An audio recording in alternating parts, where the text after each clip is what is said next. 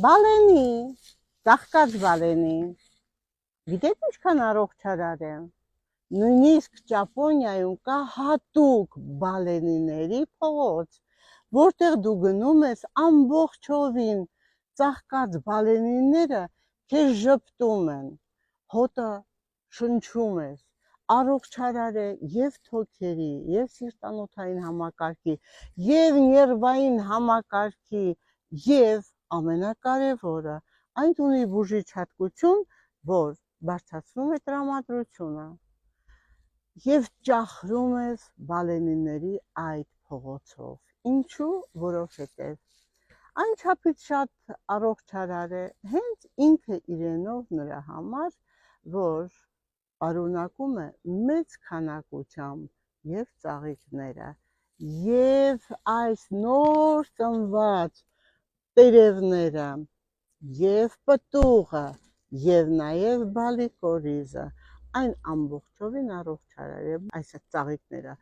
օգտագործվում է թուրմի տեսքով շաքարային դիաբետով հիվանդների համար,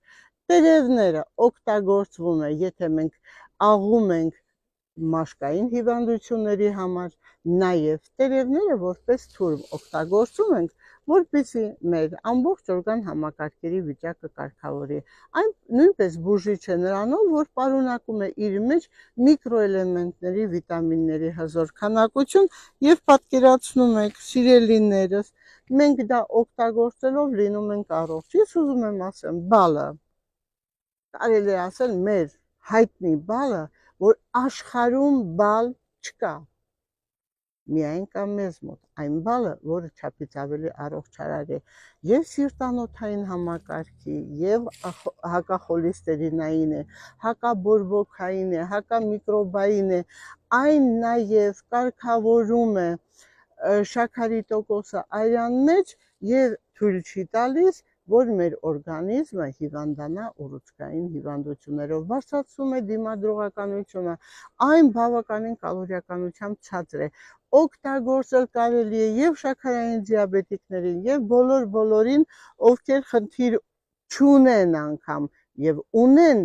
որպեսզի կարողանան իրենց օրգանիզմի դիմադրողականությունը բարձրացնել։ Պատկերացնում եք, խոսում եմ Ամերիկա, Ֆրանսիա, բալ